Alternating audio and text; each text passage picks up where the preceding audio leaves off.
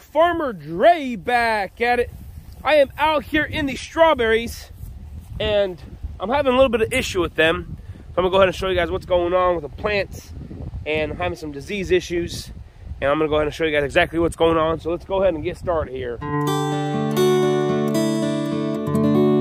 Our annual plastic culture strawberries, we plant them in the fall, and then we go ahead and grow the plants as big as possible in the fall, and in the spring they go ahead and flower, bloom, we harvest, and then the plants are done for. So then we start the next season cycle, and generally in the fall we don't have any disease issues, and the only thing we do with the strawberries in the fall is we fertilize them and try to make the plants grow as quickly and as best as possible.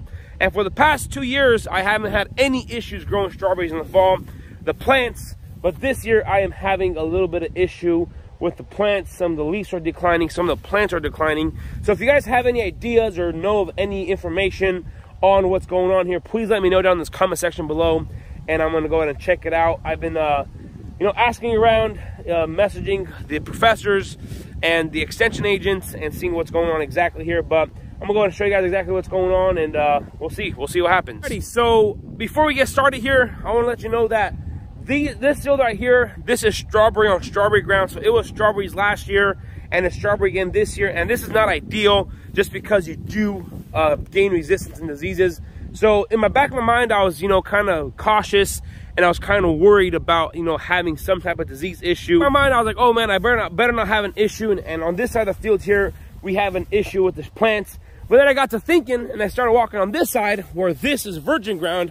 This ground right here has never been planted in anything before. It's just a pasture where the cows stay. And I'm actually seeing more damage in the plants on this side on virgin soil than I am on that side. So it's not a soil-borne disease. It has to do something with the plants here. So I'm gonna go ahead and show you guys those. And in the back of my mind, I was like, well, if that was the issue, then the only issue would be just on that side where I had strawberries on strawberries. But the issue is throughout the entire field here, and this acre here on this side is virgin ground, so it's not a soil-borne disease, so it has to be something else. That's exactly what is going on. These are Sweet Charlies here, Sweet Charlies and Ruby Junes, the last few rows there. And what's going on here is we're having a few spots on these plants. Let me see here. So this is kind of what's going on here on these older leaves. That right there, leaf spots. And let me show you guys these right here. Yeah, so these leaf spots here is what I think it's either it's causing the damage or it's doing something else. So these spots here, I have no idea what they are. Can't tell you. There's a bunch of leaf spots on strawberries in the fall, but generally, once it freezes and the disease and the pathogen dies out, there's nothing to worry about. But let me show you guys what is going on here and what's causing, what worries me. Because these spots shouldn't be an issue. Once the frost and put the row covers on, the pathogen dies and we shouldn't see an issue. And there's more right there like that. But what's happening is I'm seeing a few plants completely destroy like this. So there's one over here, there's another one over there, and then just randomly throughout the whole field. And I don't believe there's a pattern. I haven't seen the pattern yet. But the entire plant here is declining and dying here, so I'm not really sure what's going on. There's even a couple more plants over here. Let me show you guys here. Yeah, so right here, 3 plants. That one's just dying right there. These 2 are dead, and I am not sure what is going on here. There's even some more right here. So it's not super extensive, but that's 5 less plants than what I had. And I don't want that pathogen or disease to spread throughout the entire field, because without plants, I will not pick any strawberries. So yeah, I'm not sure what's going on here, but it's definitely not good. It's definitely not making me happy. Only declining of plants I've seen is only in the Sweet Charlies here. These are the Ruby Junes right here. They still have the spots on the leaves, but they're not dying like the Sweet Charlies are, and you can see the difference in the plant growth there. Sweet Charlies, Ruby Junes are a lot more darker plant here, and I haven't seen any dead plants in the Ruby Junes yet. And then the Chandlers on this side, they still have the spots on them, but they are just none of the plants are dying yet. So the Chandlers are a whole lot cleaner than everything else, but they still have the spots going on there and everything like that. So I mean, like, I don't know what's going on here. Like I mentioned, if you guys have an idea or know of any resources or anything that I can refer to try to figure out this problem, please let me know down in the comment section below.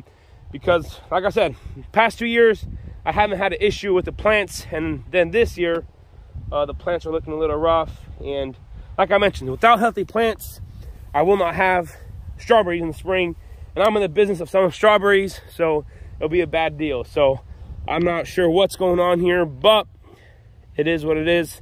We just got to figure it out now and get it out of the way. 2 freezes so far. It got below 32 degrees twice already. So that's what I saw it early on a little bit, not too much, just a few spots here and there. And I talked to a grower, and he said, usually whenever it freezes, most of those pathogens or diseases just die off, and then you shouldn't see an issue. But now there's spots throughout the entire field, and if I even walk that back section, there's still spots on that side. There's still spots on these Chandlers, spots here on the Ruby June, and on the Sweet Charlies there.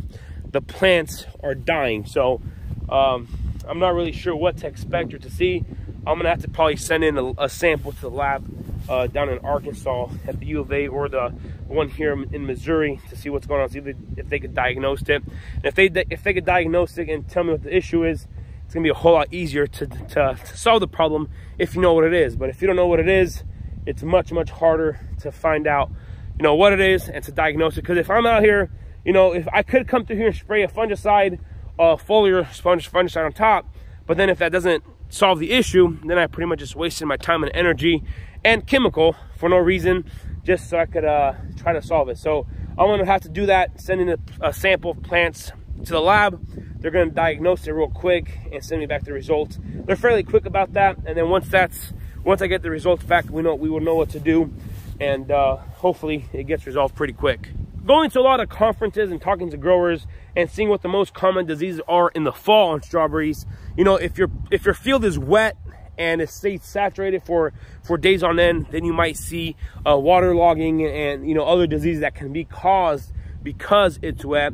But here, if you guys remember, I did deep rip the soil, and they are on a 9-inch raised bed, and we are on the slope here. So if we get 2 to 3 inches of rain, we don't have any sitting water between the rows here, just because the ground is perfectly the way it is, and it drains fairly well.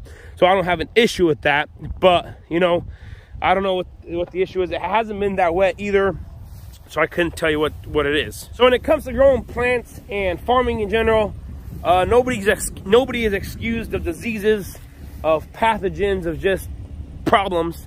And just because I'm Farmer Dre doesn't mean I don't get diseases, because it happens to everybody, and this is just part of the experience, part of the process.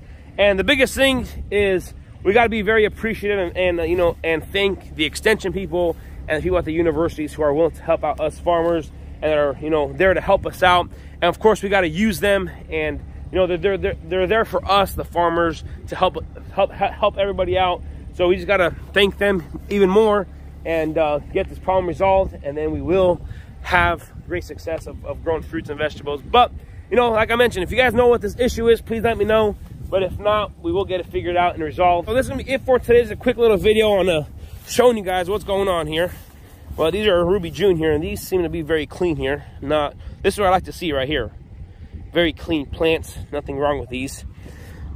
But it is what it is. Whenever you got 45,000 plants out here, there's bound to be something. So this is gonna be it for today. If you guys haven't already, hit that subscribe button, smash that like button if you guys know today's video. Don't forget, hit that notification icon so you guys can be notified if I do upload a video. And I want to say thanks for watching up to this point. You guys have a good day, and we will see you next time.